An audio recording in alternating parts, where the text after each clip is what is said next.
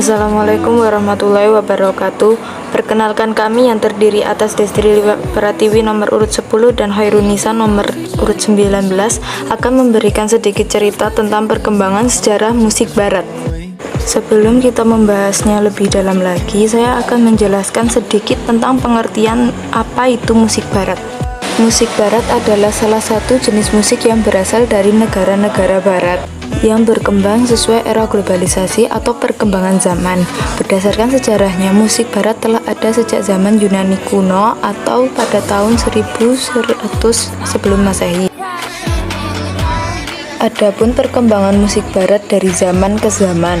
Yang pertama adalah musik zaman Yunani kuno yang mulai tahun 1100 sebelum Masehi. Dalam Yunani kuno, musik dianggap sebagai ciptaan dewa-dewi seperti Apollo, Orpheus, dan Ampion.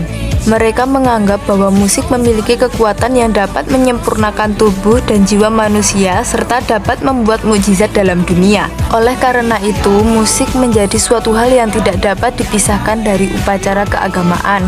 Dalam zaman Yunani kuno, terdapat dua aliran musik, yaitu musik untuk ibadah Dionysus dan untuk musik persembahan dewa Apollo. Musik Dionysus merupakan jenis musik yang beraliran semangat, kegemparan, dan sifat-sifat yang kurang baik, sedangkan musik Apollonian berkecenderungan menimbulkan ketenangan dan dorongan spiritual. Kedua aliran musik tersebut disebutkan dalam sejarah musik barat. Berikut adalah sifat-sifat musik pada zaman Yunani kuno. Yang pertama, monotonis atau satu suara. Yang kedua, sudah dipraktikannya improvisasi, tetapi diatur melalui konversi bentuk dan gaya dengan pola melodi yang mendasar. Yang ketiga, musik dan teks berhubungan erat, serta melodi, irama, dan puisi sangat menentukan cara penyusunan dalam musik. Berikut adalah tokoh-tokoh yang dikenal pada zaman Yunani kuno. Ada Plato, Aristoteles, dan Aristoxemos.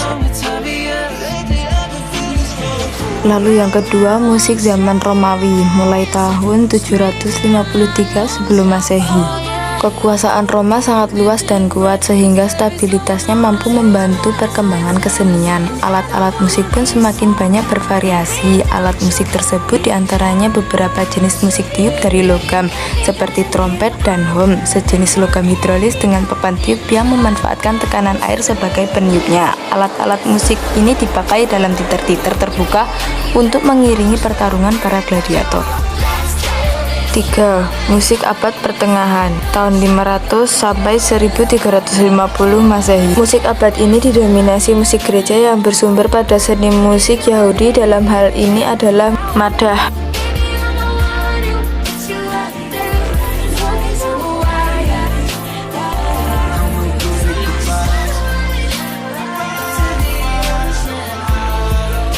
Empat. Musik zaman Renaissance.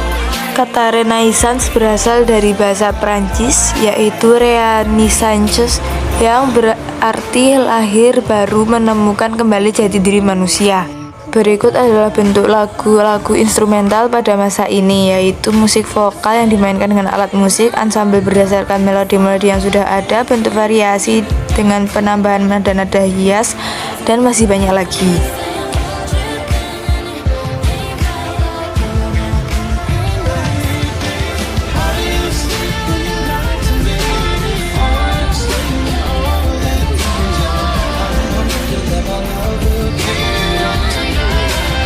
Musik zaman barok, yaitu tahun 1600 sampai 1750. Istilah barok diambil dari bahasa Portugis, yaitu baroko, yang berarti mutiara. Istilah barok hanya digunakan untuk memberi identitas bagi sebuah masa perkembangan seni musik pada tahun 1600-an.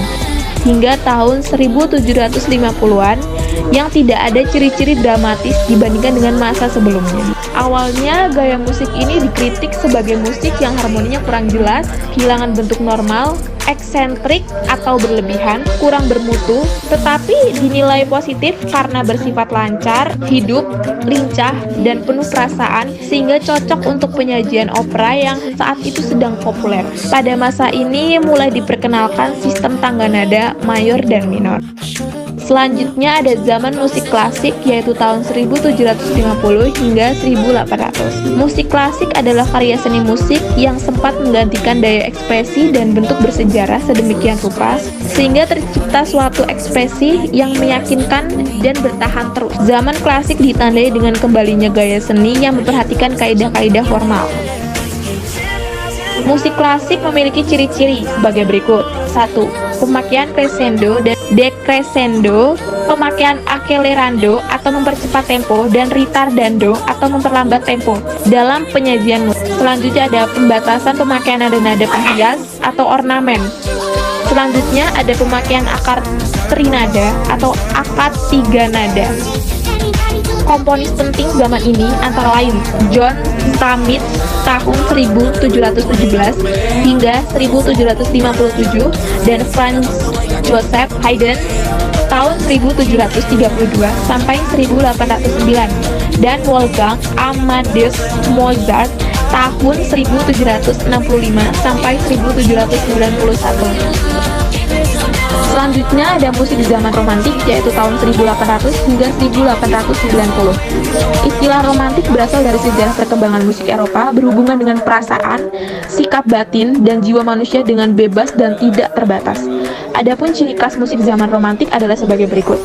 Segi bentuk masih mempertahankan bentuk musik klasik, tetapi dengan perluasan dan perubahan. Segi harmoni, musik romantik mengembangkan musik klasik dengan penambahan nada-nada kromatik. Segi ritmik, unsur ritmik seperti tempo mendapat perhatian secara cermat karena ritmik dianggap sebagai bagian dari ungkapan rasa dalam musik. Segi warna suara, instrumen yang menghasilkan suara alamiah seperti flute atau suling, klarinet, tuba, dan trombon lebih diutamakan karena dapat menimbulkan suasana sakral dan hikmat.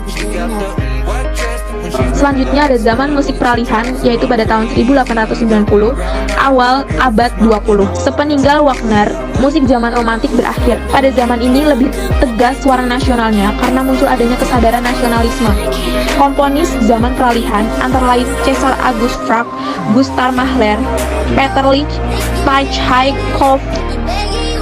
Terakhir 9. Musik abad modern tahun 1900 hingga sekarang. Ciri utamanya adalah sikap emansipatif, yaitu sikap ingin membebaskan diri. Dari kemudian muncul aliran musik impresionitis, ekspresionisme, dan eksperimental. Ciri lain zaman modern adalah industrialisasi dalam berbagai bidang, termasuk bidang musik. Sekian, thank you for watching and wassalamualaikum warahmatullahi wabarakatuh.